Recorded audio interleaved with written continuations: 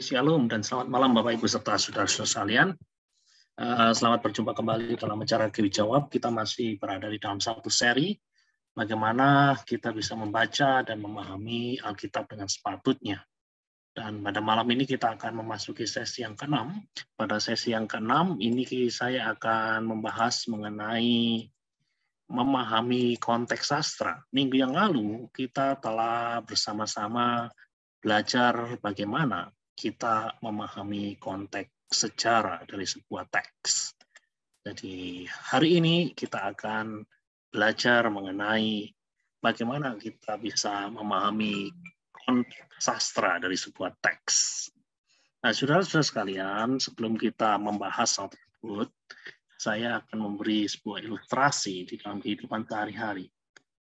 Yang namanya konteks pembicaraan itu amat menentukan makna dari sebuah kata atau kalimat.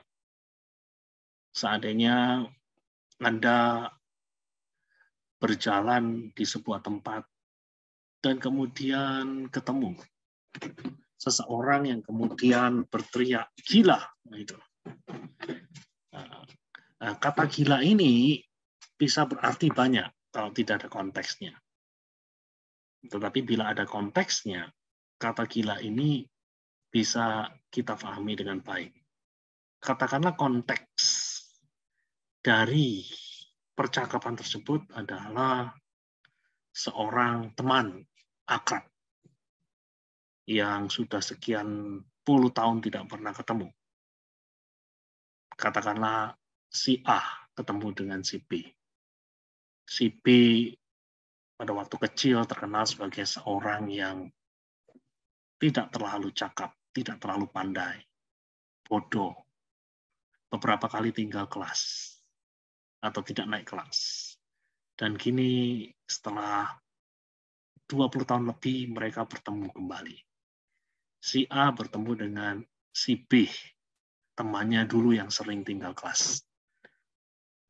Dan ketika mereka bertemu situasinya kontras.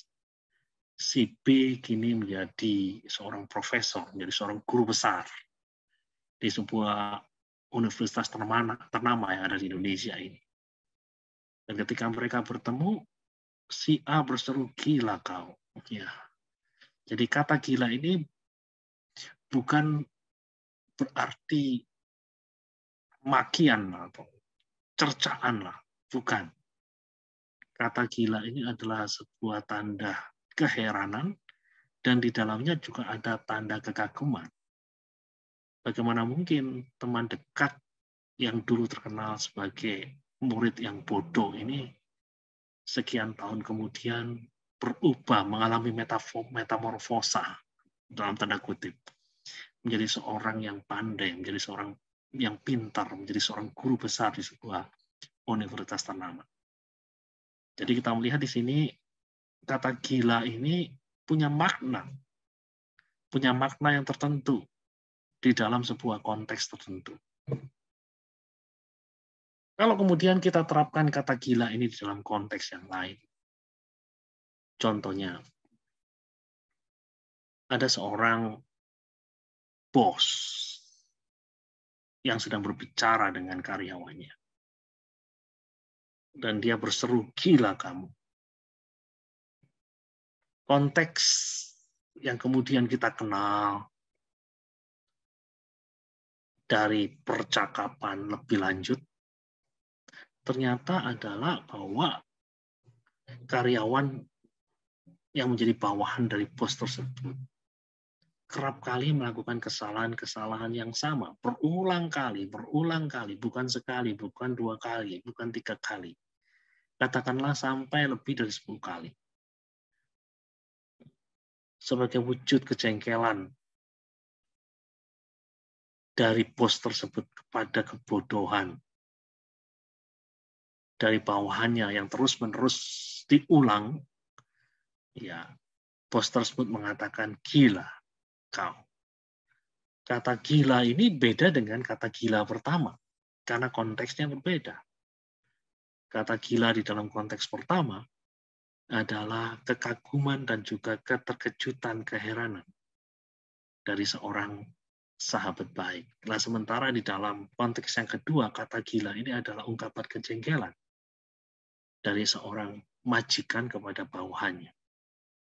Kata yang dipakai sama, tetapi konteks pembicaraannya berbeda. Dan ini yang hendak saya katakan kepada Anda di awal dari pembahasan kita mengenai analisa konteks sastra, bahwa yang namanya konteks pembicaraan itu menentukan makna dari sebuah kata atau sebuah kalimat. Nah, di dalam percakapan-percakapan lisan, di mana pembicaraan tersebut masih bisa ditelusuri dari orang-orang yang ada di sekitarnya, kita bisa dengan mudah untuk memahami makna dari sebuah kata.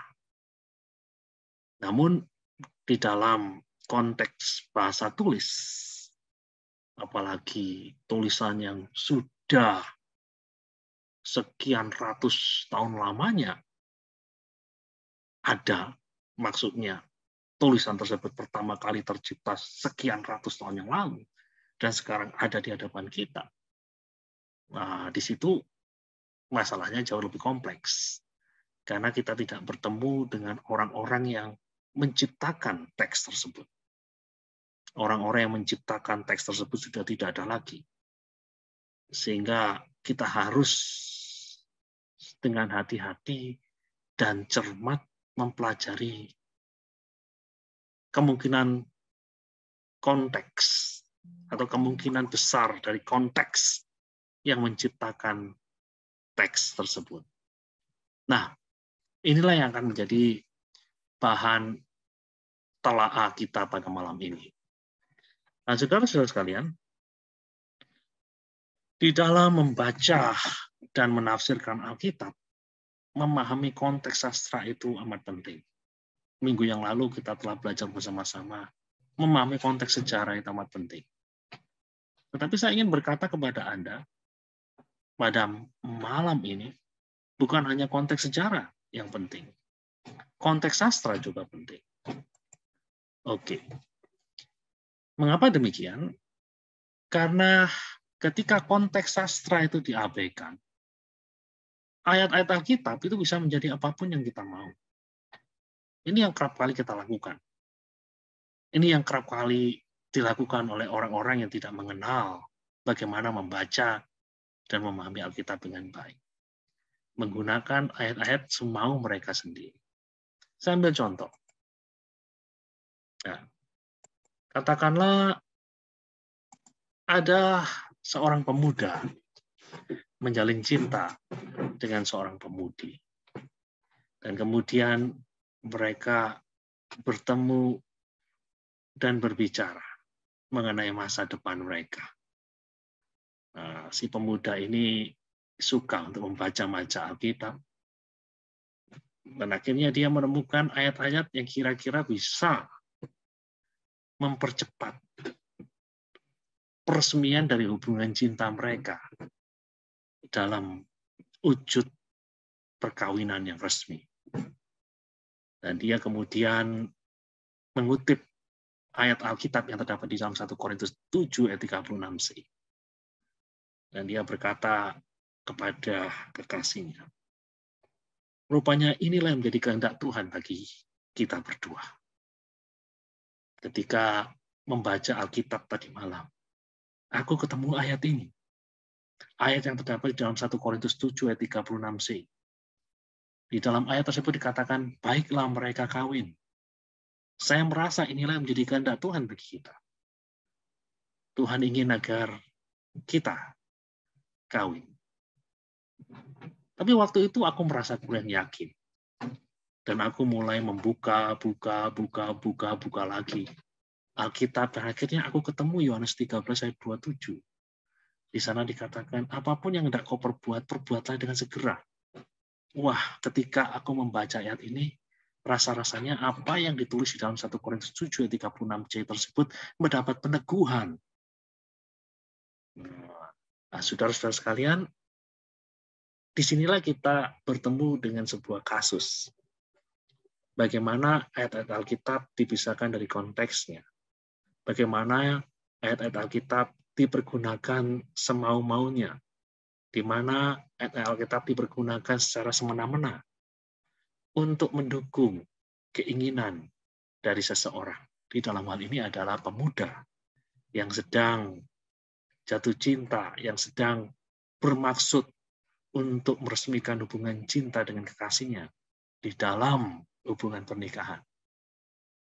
Pertanyaannya adalah, apakah konteks sastra dari ayat-ayat yang dikutip oleh pemuda tadi tersebut tepat menggarisbawahi apa yang dimaksud oleh pemuda tersebut?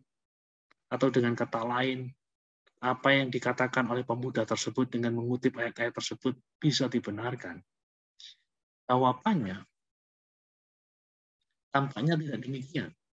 Karena kalau kita membaca konteks sastra, kita lihat tadi pemuda tersebut mengutip ayat yang terdapat di dalam 1 Korintus 7 ayat 36c. Dan mari kita sekarang melihat konteks dari 1 Korintus 7 ayat 36c. Saya di sini akan mengajak Anda untuk membaca beberapa ayat yang ada, beberapa kalimat yang ada di atasnya, dan beberapa ayat yang ada di bawahnya. Mari kita lihat 1 Korintus 7 ayat 36-38. Di sana dikatakan, tetapi jikalau seorang menyangka bahwa ia tidak berlaku wajar terhadap gadisnya, jika gadisnya itu telah bertambah tua dan ia benar-benar merasa bahwa mereka harus kawin, baiklah mereka kawin kalau ia menghendakinya. Hal itu bukan dosa. Tetapi kalau ada seorang yang tidak dipaksa untuk berbuat demikian, benar-benar yakin dalam hatinya, dan benar-benar menguasai kemauannya, telah mengambil keputusan untuk tidak kawin dengan gadisnya, ia berbuat baik. Jadi orang yang kawin dengan gadisnya berbuat baik, dan orang yang tidak kawin dengan gadisnya berbuat lebih baik. Saudara-saudara sekalian, ini terjemahan Alkitab di dalam bahasa Indonesia, dan terjemahan Alkitab di dalam bahasa Indonesia ini tampaknya sedikit menurut saya sih agak aneh dan agak, dalam bahasa Inggris mungkin saya sebut dengan kata misleading. Misleading itu artinya membawa kita ke dalam pemahaman yang tampaknya kurang pas. Saya pikir terjemahan yang terbaik itu terdapat di dalam Alkitab NIV. Kalau kita lihat dalam Alkitab bahasa Indonesia ini, apa sih yang dimaksud dengan gadisnya itu? Yang muncul di sini adalah, kalau kita baca di dalam teks bahasa Indonesia, ya gadis yang ada di sini tampaknya gadis yang istilahnya sudah terlambat kawin. Nah, itu kesan yang muncul jika gadisnya itu telah bertambah tua. Nah, ini kan ya kesan yang muncul adalah yang seperti itu. Tetapi kalau kita membaca di dalam bahasa Inggris, kita akan melihat gambarannya agak berbeda. Nah, di sini dikatakan, if anyone is worried that he might not be acting honorably toward the virgin he is engaged to, and if his passions are too strong and he feels he ought to marry. Jadi kalau kita lihat di sini adalah konteksnya adalah seorang pria yang bertunangan, katakanlah. Makanya di sini pertunangan sama seorang gadis. Maka di sini katakan the virgin he is engaged to.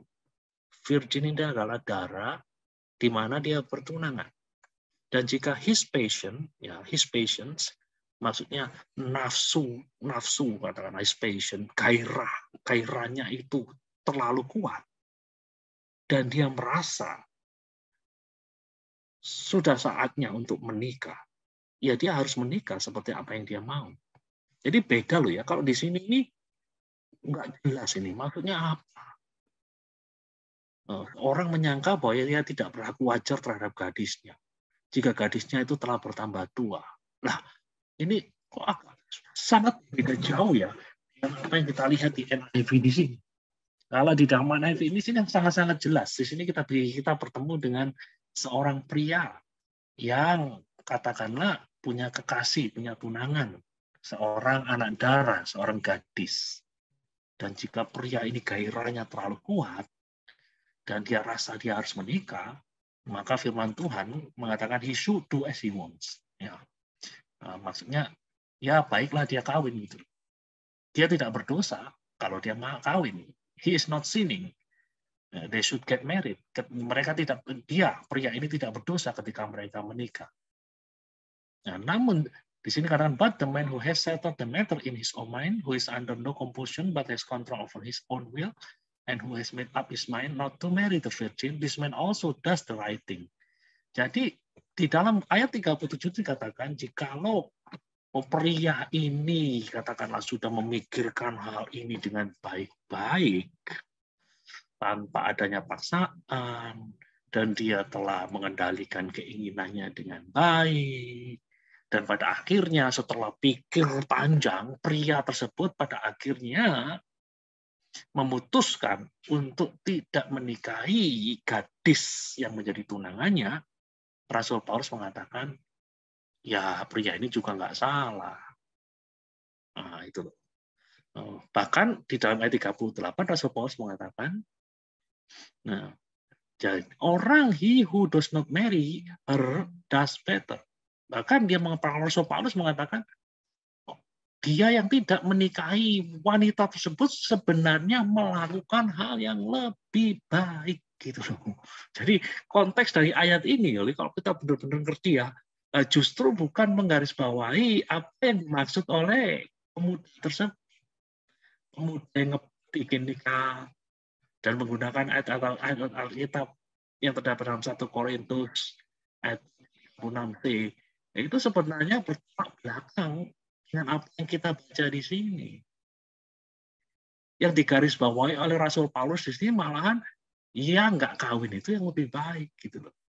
Nah, kalau kita perhatikan dengan baik-baik konteks dari kata-kata dan kalimat sebelum ayat yang dikutip pemuda tersebut, Rasul Paulus berbicara mengenai situasi kehidupannya genting. Coba sudah lihat ayat-ayat yang di atasnya nanti kalau sempat di rumah, sebelum ayat 36. Nah, sebelum ayat 36 nanti Anda akan ketemu situasi kehidupan yang dianggap oleh Rasul Paulus sebagai situasi yang amat genting.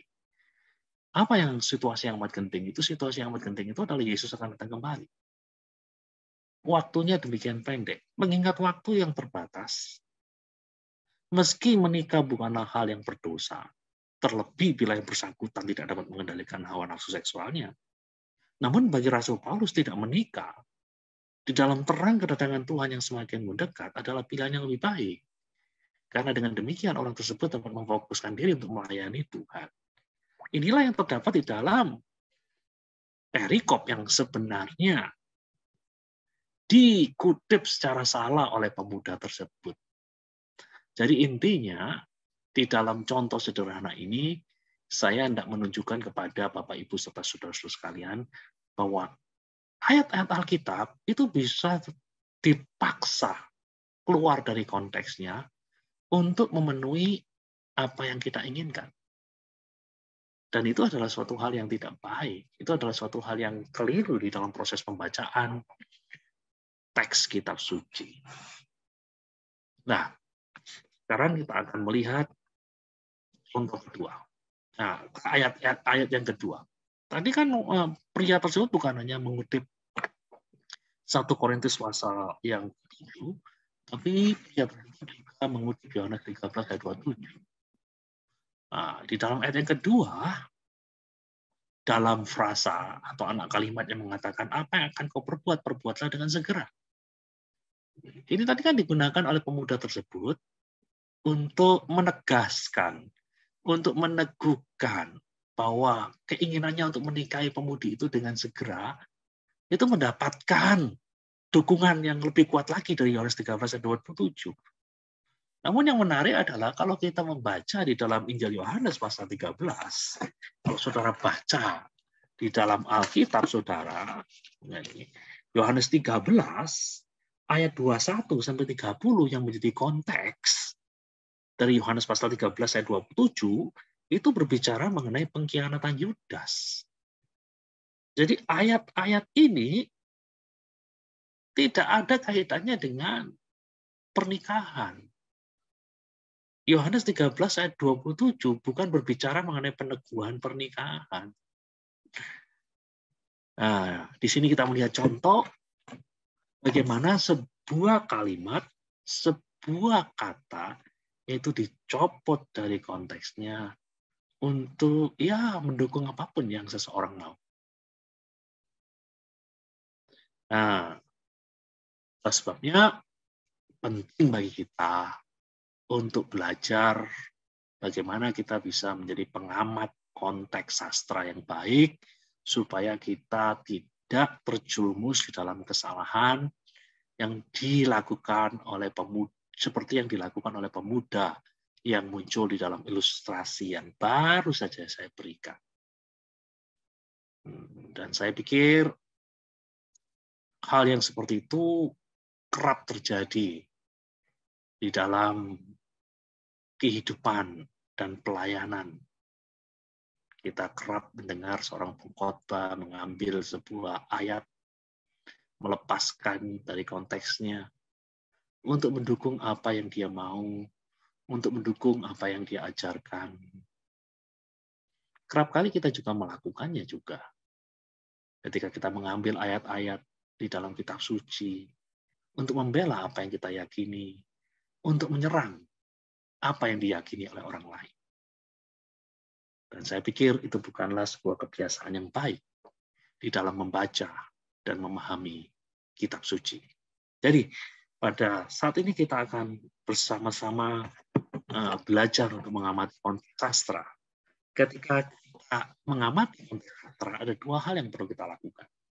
Yaitu kita perlu mengamati genre atau genre, itu genre. Genre itu berasal dari bahasa Prancis. Genre atau jenis sastra, dan yang kedua adalah apa yang disebut dengan konteks sekitar atau surrounding context. Jadi ada dua hal yang kita lakukan ketika kita bersama-sama mencoba untuk memahami konteks sastra. Mari kita lihat yang pertama, genre atau genre. Nah, dalam setiap bagian Alkitab yang kita baca, pertama-tama kita harus memperhatikan genrenya apa. Bagaimana jenis sastranya sebelum kita melihat isinya. Maksudnya, contohnya kalau kita membaca Mazmur 23, sebelum kita membaca Mazmur 23 dan mencoba untuk memahaminya, maka kita perlu tahu terlebih dulu jenis sastra yang di Mazmur ini apa. Genre atau genre dari kitab Mazmur itu apa. By the way, kata genre itu berasal dari bahasa Prancis yang berarti bentuk atau jenis. Ketika diterapkan di dalam penafsiran Alkitab, ungkapan genre atau genre sastra secara sederhana merujuk pada kategori atau jenis sastra yang ditemukan di dalam Alkitab. Saudara tahu bahwa Alkitab itu sebenarnya mirip sebuah perpustakaan. Alkitab itu adalah dalam tanda kutip kitab yang terdiri atas kitab-kitab. Kalau Anda membuka bagian yang disebut dengan Perjanjian Lama, kita akan bertemu dengan berbagai macam kitab, dengan berbagai macam genre.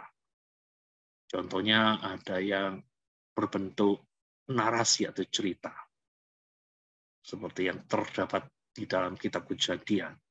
Ada yang berbentuk hukum, seperti yang kita lihat di dalam kitab Imamat. Ada yang berbentuk puisi, seperti yang kita lihat di dalam kitab Mazmur.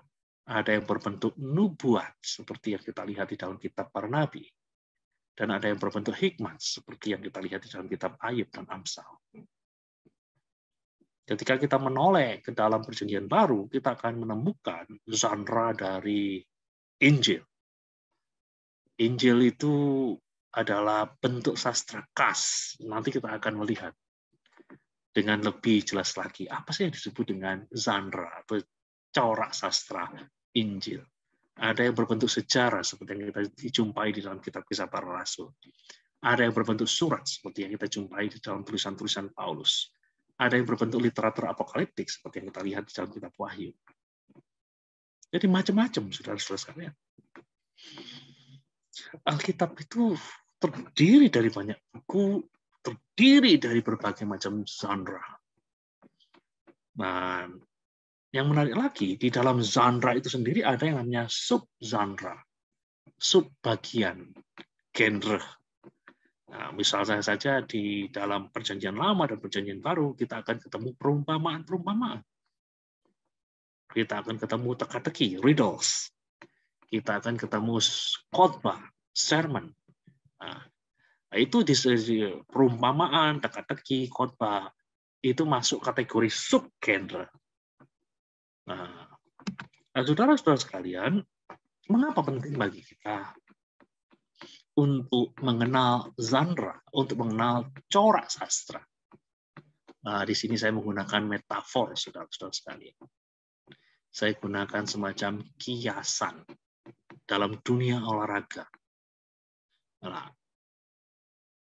di dalam dunia olahraga, pertandingan basket dan pertandingan bola itu kan punya peraturan yang khas.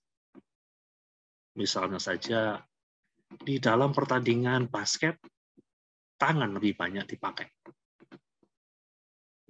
Jadi, memegang bola dengan tangan itu adalah sebuah keharusan. Namun, hal yang sama tidak bisa diterapkan di dalam pertandingan bola atau sepak bola. Di dalam pertandingan sepak bola, bola harus dimainkan dengan kaki atau kepala. Tetapi tidak boleh dengan tangan. Ketika seorang pemain bola menggunakan tangannya, di situ ada foul, di situ ada pelanggaran. Dan kalau itu dilakukan di kotak penalti, hukumannya berat, hukuman penalti. Jadi kita lihat tiap olahraga itu punya peraturan yang khas. Olahraga yang satu, peraturan dari olahraga yang satu boleh jadi berbeda dari peraturan olahraga yang lain. Nah, saudara-saudara sekalian, kecuali kita memahami peraturan yang digunakan di dalam permainan, apa yang terjadi pasti membingungkan. Jadi kita harus betul-betul mengerti dulu aturannya gimana, supaya kita nggak bingung. Kita harus mengerti baik aturan permainan bola itu seperti apa, supaya kita nggak bingung. Lu kok nggak boleh pegang bola pakai tangan? Ya memang aturannya gitu. Lu di basket kok boleh? Ya itu kan aturannya basket, bukan aturannya sepak bola. Nah, dengan cara yang sama, ketika kita membaca literatur, itu pun ada berbagai macam aturan di dalam membaca literatur yang berbeda-beda. Itu berarti ketika kita membaca surat Roma, katakanlah, ya kita harus mengerti aturan permainan. Atau dalam kita pakai dalam bahasa kita, aturan penafsiran yang digunakan untuk memahaminya. Sama seperti kita tidak boleh menggunakan aturan di dalam bola basket, di dalam pertandingan sepak bola, kita tidak boleh menggunakan aturan penafsiran yang digunakan untuk kitab Mazmur ketika kita mencoba untuk memahami tulisan dari Rasul Paulus kepada jemaat di Roma. Nggak bisa. Aturan untuk membaca Mazmur itu berbeda dengan aturan untuk membaca surat kiriman Rasul Paulus kepada jemaat di Roma. Nah, dan sebenarnya di dalam sehari-hari kita melakukannya, entah secara sadar atau tidak sadar. Contohnya, kita tidak membaca iklan dengan cara yang sama seperti kita membaca akte kelahiran. Tentu saja berbeda. Ketika kita membaca akte kelahiran, kata demi kata yang muncul di sana adalah sesuatu yang betul-betul akurat, gitu. Akurat. Namun tidak demikian dengan iklan. Ketika kita membaca, katakanlah sebuah iklan yang mengatakan kecap ABC nomor 1, kecap sawi nomor 1, kecap bango nomor 1. Nah, kita mengerti itu adalah bahasa iklan yang tidak perlu untuk difahami secara harafiah, secara literal. Seperti kita membaca akte kelahiran. Bahasa iklan adalah bahasa yang kita pahami, bahasa yang suka membesar-besarkan. Dalam bahasa Inggris ada istilah exaggerating, bahasa yang membesar-besarkan. Tapi tidak demikian dengan akte kelahiran. Di dalam akte kelahiran tidak ada kesan itu. Nah, itu. Atau kita membaca surat kabar, yang tentu saja berbeda dengan cara kita membaca komik fantasi. Ketika kita membaca surat kabar, kemudian kita lihat katakanlah mungkin di Jakarta hari ini ada hujan deras, dan kemudian ada pohon tumbang. Nah, kita memahami secara harafiah, kita memahami secara literal. Ya memang ada pohon tumbang di situ. Pohon tumbang yang terjadi mungkin oleh karena hujan deras, oleh angin kencang. Tetapi pemahaman literal tersebut tidak bisa kita terapkan pada waktu kita membaca katakanlah sebuah komik. Katakanlah komik Gatot Kaca. Gatot Kaca yang bisa terbang dengan kekuatannya sendiri, tanpa bantuan mesin. Nah, kita mengerti bahwa itu adalah fantasi. Tidak ada di dalam dunia nyata hal seperti itu. Tetapi surat kabar adalah informasi tentang apa yang terjadi di dalam dunia nyata. Nah, saudara-saudara sekalian, itu sebabnya kita bisa mengatakan bahwa cara membaca surat kabar itu berbeda dengan cara membaca komik fantasi. Nah, saudara-saudara sekalian, kita mengetahui hal semacam ini karena berbagai genre itu membangkitkan ekspektasi interpretasi tertentu dari pembaca. Jadi ketika kita membaca komik Godam, Gundala, Batman, nah itu kita sudah ngerti. Kita tidak perlu memahami secara harafiah. Kita tidak perlu memahaminya sebagai sebuah realita yang terjadi di dalam dunia nyata. Jadi permainan genre itu menentukan aturan penafsiran. Sama seperti kata tahu bahwa jenis penafsiran, bahwa jenis permainan menentukan aturan yang kita mainkan, demikian pula kita tahu bahwa setiap genre sastra di dalam Alkitab memiliki seperangkat aturan penafsiran yang sudah ada di dalamnya. Lalu gimana kami mengenali aturan-aturannya, Pak? Nah, nanti di dalam sesi-sesi yang selanjutnya, nanti saya akan perkenalkan kepada Anda gimana aturan mainnya.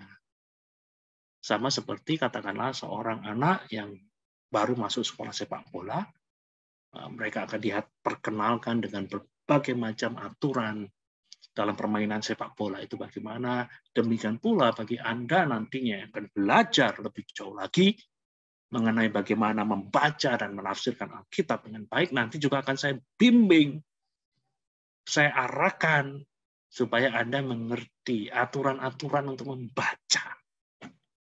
Genre-genre dalam Alkitab itu bagaimana cara membaca hukum-hukum di dalam Alkitab, bagaimana cara membaca surat kiriman, itu yang nantinya akan kita pelajari dalam sesi-sesi selanjutnya. Nah, yang kedua, perlu kita pelajari ketika kita mengamati konteks sastra adalah konteks sekitar. Ya, secara sederhana mengacu pada teks-teks yang mengelilingi bagian yang sedang Anda pelajari.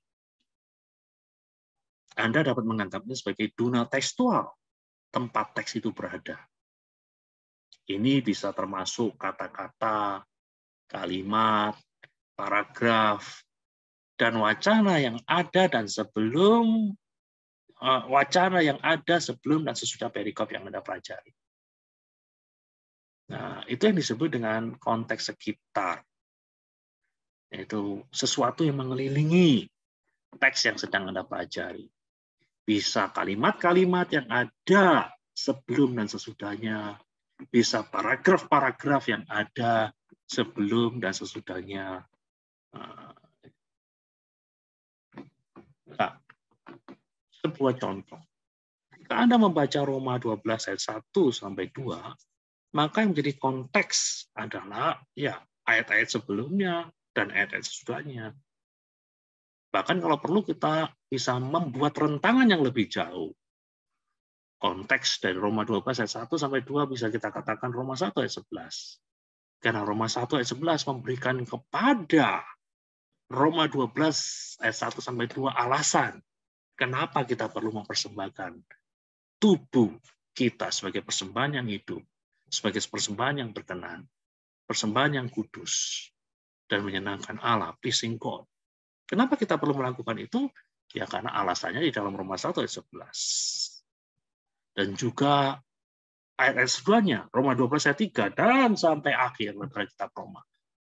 Bahkan kita bisa memperluas lagi konteksnya ke konteks yang lebih luas lagi, yaitu seluruh perjanjian baru, bahkan seluruh Alkitab.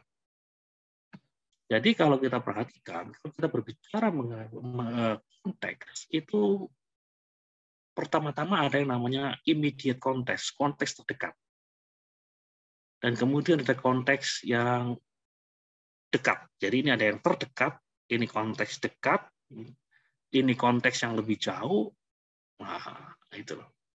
Jadi ini katakanlah Roma 12 ayat 1 sampai 2. Immediate konteksnya ya ayat-ayat sebelumnya dan ayat sesudahnya. Kemudian kita bisa berbicara mengenai konteks yang lebih luas lagi. Seluruh kitab Roma, rest of larger section itu bicara seluruh kitab Roma. Bukan seluruh kitab Roma, tapi seluruh perikop yang sedang kita bicarakan. Nah, kemudian kita berbicara mengenai rest of the book, seluruh kitab Roma, dan kemudian rest of the Bible, itu kita berbicara mengenai seluruh Alkitab. Jadi ada konteks dekat dan ada konteks jauh. Yang dianggap sebagai konteks dekat ini adalah immediate context. Yang rest of larger section, rest of the book, rest of the Bible, itu yang kerap kali disebut dengan konteks jauh. Ya, dari berbagai macam konteks yang tampak dalam gambar, yang harus mendapat pengamatan ekstra, tentu saja apa yang disebut dengan immediate context atau konteks yang terdekat. Ini yang paling penting. Ini yang paling penting. Yang lain-lainnya bukan berarti nggak penting, tetapi jauh kalah penting dibanding dengan immediate context. Karena itu, pertanyaannya kenapa demikian? Kenapa immediate context atau konteks terdekat ini yang paling penting? Karena itu yang kerap akan membawa kita pada pemahaman yang lebih akurat terhadap makna dari teks yang sedang kita pelajari. Nah, jadi perhatikan baik-baik immediate context atau konteks terdekat. Ayat-ayat yang ada sebelumnya dan ayat-ayat yang ada sesudahnya. Nah, itu yang paling penting. Walaupun kita tahu yang namanya konteks itu ada macam-macam. Ada konteks dekat, ada konteks jauh. Yang termasuk konteks jauh, saya pikir ya ini rest of larger section, rest of the book, rest of the Bible. Nah, mari sekarang kita coba terapkan. Nah, contoh Filipi 4 ayat 6. Janganlah hendaknya kamu khawatir tentang apapun juga, tetapi nyatakanlah dalam segala hal keinginanmu kepada Allah dalam doa dan permohonan dengan ucapan syukur. Di sini kita hanya ketemu perintah. Jangan khawatir. Jangan khawatir akan apapun.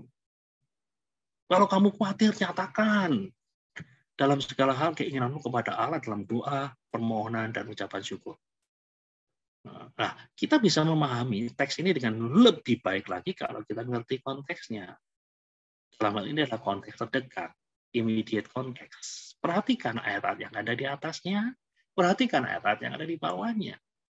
Kita lihat Filipi 4 ayat 6, itu konteksnya adalah Filipi pasal 4 ayat 4 sampai 7. Ada 2 ayat di atas, ada 1 ayat yang ada di bawah. Kita baca, bersukacitalah senantiasa dalam Tuhan. Saya lagi kukatakan bersukacitalah. Hendaklah kebaikanmu diketahui semua orang. Tuhan sudah dekat. Nah, ini teks yang tadi kita pakai. Ini menjadi fokus dari pembacaan kita. Janganlah hendaknya kamu khawatir tentang apapun juga, tetapi nyatakanlah dalam segala hal keinginanmu kepada Allah dalam doa dan permohonan dengan ucapan syukur. Damai sejahtera Allah yang melampaui segala akal akan memelihara hati dan pikiranmu dalam Kristus Yesus. Nah, saudara-saudara sekalian, kita bertanya, kenapa kita nggak boleh khawatir? Nah, jawabnya itu jelas sekali. Tuhan itu dekat. Dalam bahasa Yunani, itu ada kata engus. Kurios engus. Gitu. Tuhan sudah dekat. Tuhan itu dekat. Itu terjemahannya. Tuhan itu dekat. Tuhan itu dekat dengan kamu. Tuhan itu nggak jauh dari kamu. Karena Tuhan itu dekat dengan kamu, Tuhan itu nggak jauh dari kamu. Lah ngapain lagi kamu khawatir? Bila yang maha kuasa, bila yang maha kasih, bila yang maha besar itu dekat denganmu, untuk apa lagi kita khawatir? Justru yang harus kita lakukan adalah sukacita. Sukacita dan juga kebaikan kita. Itu seharusnya diketahui semua orang. Karena apa? Karena Tuhan itu dekat, Tuhan itu mengamati kita. Jadi kata Tuhan ini dekat ini bisa menjelaskan. Menjelaskan apa? Jangan khawatir. Dan juga bisa menjelaskan kalimat-kalimat yang ada di atasnya. Kenapa kita perlu bersukacita? Kenapa kita perlu menunjukkan kebaikan hati? Dan karena itu Tuhan itu dekat, kita juga bisa mengerti. Karena Tuhan itu dekat dengan kita, nanti pasti ada damai sejahtera Allah yang melampaui segala akal. Akan memelihara dan pikiran, hati dan pikiranmu dalam Kristus Yesus. Oh, di sini kita melihat bagaimana pemahaman konteks bisa membawa kita pada pemahaman yang lebih baik dari sebuah teks. Oke, sekarang kita akan melihat haya pengertian genre.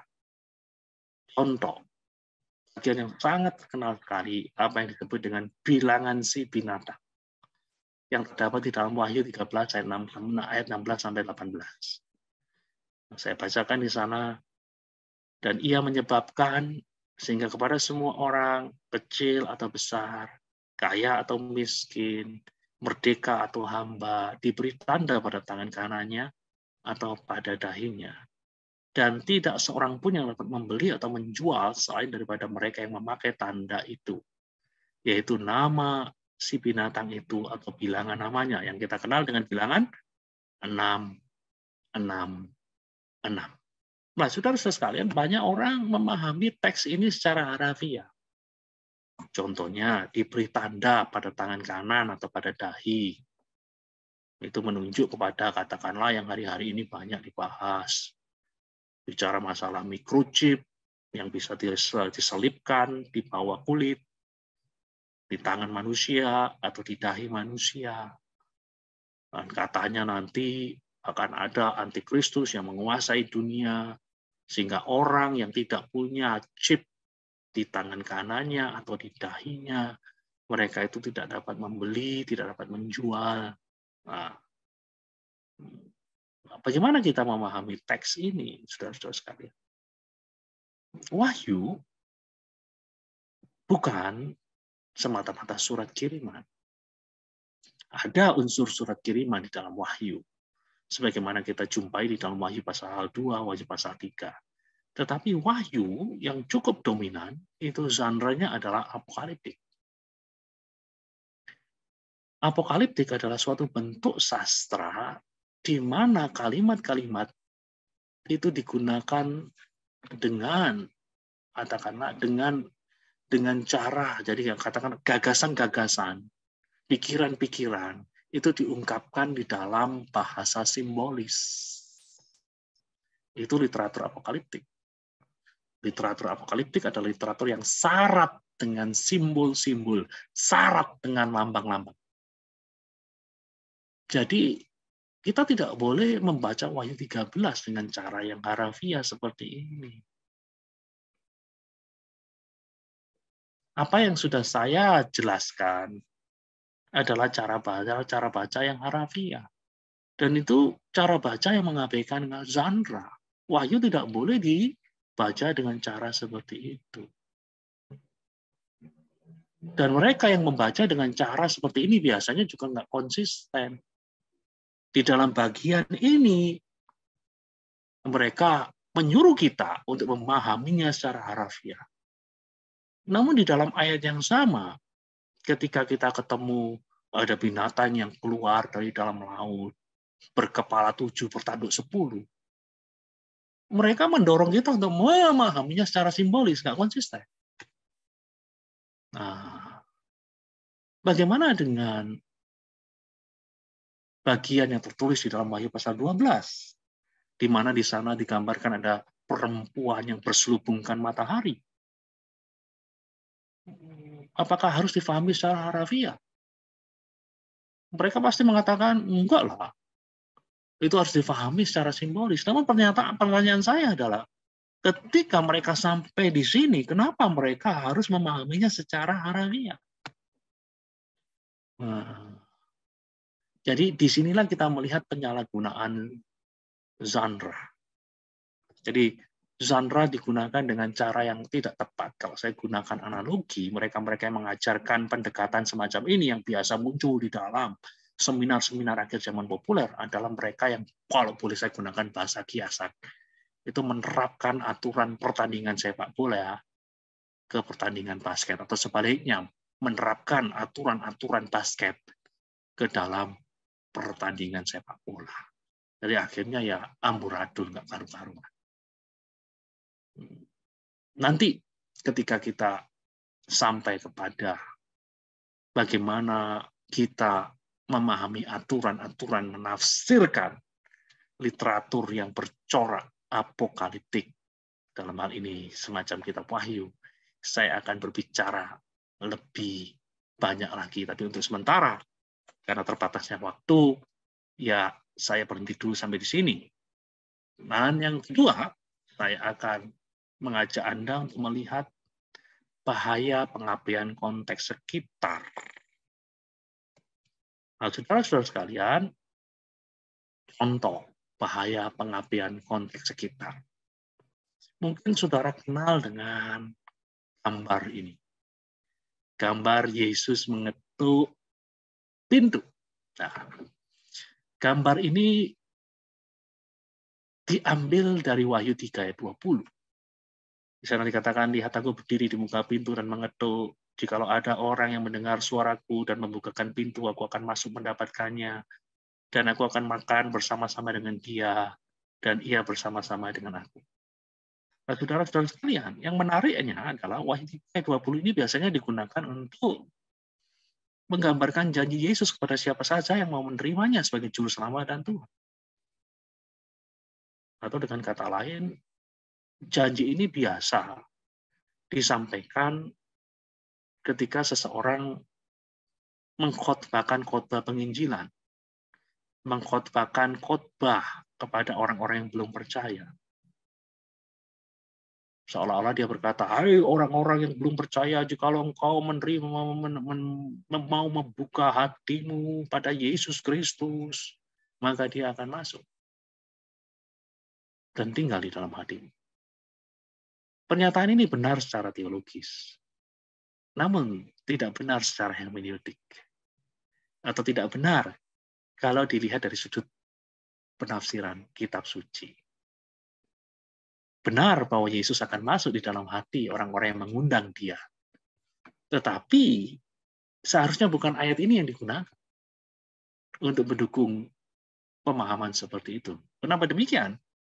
Karena konteks terdekat dari Wahyu 3 ayat 20 itu memberi informasi kepada kita bahwa kalimat itu adalah kalimat yang ditujukan untuk orang-orang yang sudah percaya.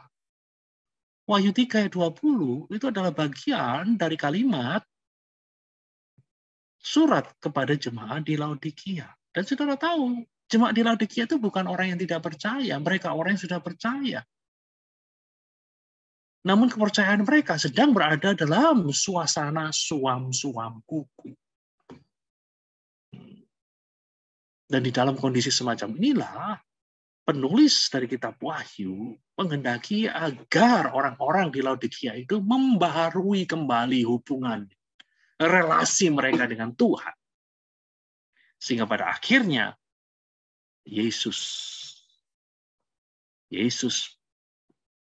bisa tinggal di dalam hidup mereka.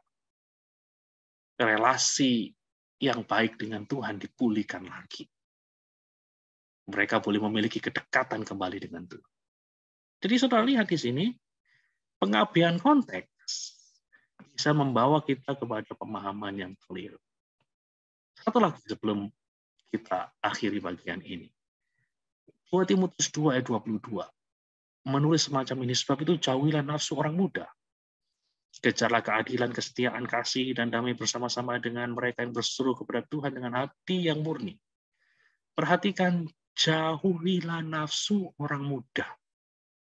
Nafsu orang muda Ini biasanya kalau dilepaskan dari konteksnya kembali diasosiasikan dengan nafsu seksual.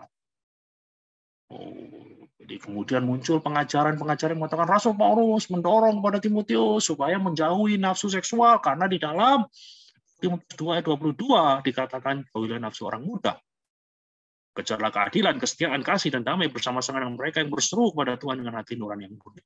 Nah, apakah benar nafsu orang muda yang tertulis di dalam 2 Timotius 2 ayat 22 ini berbicara mengenai nafsu seksual? I don't think so. Karena kalau kita telaah konteks dekat atau terdekat immediate konteks, dalam hal ini adalah ayat 14 sampai 19. Yang kita lihat di sana adalah Timotius yang sedang berurusan dengan ajaran-ajaran palsu atau ajaran-ajaran yang sesat. Kita lihat 2 Timotius 2 ayat 14 sampai 19. Ingatkanlah dan pesankanlah semuanya itu dengan sungguh-sungguh kepada mereka di hadapan Allah, agar jangan mereka bersilat kata, karena hal itu sama sekali tidak berguna, malah mengacaukan orang yang mendengarnya. Ini masalah ajaran palsu. Usahakanlah supaya engkau layak di hadapan Allah sebagai seorang pekerja yang tidak usah malu, yang terus terang memberitakan perkataan kebenaran itu. Tapi hindarilah omongan yang kosong dan tak suci yang hanya menambah kefasikan. Perkataan mereka menjalar seperti penyakit kanker. Lihat yang dibahas ini perkataan-perkataan. Pengajaran-pengajaran yang berbahaya. Diibaratkan seperti kanker. Di antara mereka termasuk Hymenaeus dan Philetus yang telah menyimpang dari kebenaran dengan mengajarkan bahwa kebangkitan kita telah berlangsung dan dengan demikian merusak iman sebagian orang, tetapi dasar yang diletakkan Allah itu teguh dan meterainya ialah Tuhan mengenal siapa kepunyaannya dan setiap orang yang menyebut nama Tuhan hendaklah meninggalkan kejahatan. Nah, saudara lihat dalam porik tersebut di atas, Paulus mendorong Timotius untuk melawan ajaran palsu. Dan nanti di dalam ayat 23 sampai 26 juga dibicarakan mengenai ajaran-ajaran palsu. Tidak ada bagian yang ada di atas ayat 22, bagian yang ada di bawah ayat 22 itu yang menyinggung masalah-masalah seksual. Kita lihat 23-26, hindarilah soal yang dicari-cari, yang bodoh, tidak layak. Engkau tahu bahwa soal-soal itu menimbulkan pertengkaran. Sedangkan seorang hamba Tuhan tidak boleh bertengkar, tapi harus ramah terhadap semua orang. Ia harus cakap, mengajar, sabar, dengan lemah lembut, dapat menuntun orang yang suka melawan. Sebab mungkin Tuhan memberi kesempatan kepada mereka untuk bertobat dan memimpin mereka sehingga mereka mengenal kebenaran. Dan dengan demikian mereka menjadi sadar kembali karena terlepas dari jerat iblis yang telah mengikat mereka pada kehendaknya. Nah, saudara-saudara sekalian, perhatikan ini bicara masalah ajaran-ajaran palsu. Sebenarnya di dalam 2 ayat 22, Paulus meminta Timotius untuk menjauhi diskusi-diskusi yang bodoh, perdebatan, hal-hal yang baru, yang secara teologis mungkin sangat menarik bagi pelayan Injil muda. Orang muda itu kan suka dengan sesuatu yang novel, dengan sesuatu yang baru, dengan sesuatu yang hangat. Nah, itu loh. Dan itu bukan hanya terjadi pada zaman kita, tapi pada zaman yang lalu. Dan Rasul Paulus mengatakan, jauhilah nafsu orang muda. Keinginan untuk terlibat dalam diskusi-diskusi yang bodoh, perdebatan, hal-hal yang baru, yang bisa saja menarik, namun menyimpang dari kebenaran. Ayat ini sama sekali tidak terkait dengan lari dari nafsu seksual, sebagaimana kerap kita dengar di dalam kota-kota. Jadi pengapian konteks bisa membawa kita kepada pemahaman yang keliru terhadap sebuah teks. Namun ketika kita memahami teks di dalam konteksnya, kita ngerti, oh ini dong yang dimaksud oleh Rasul Paulus. Oke, dengan demikian saya akhiri sesi yang ke-6 pada malam ini. Tuhan memberkati.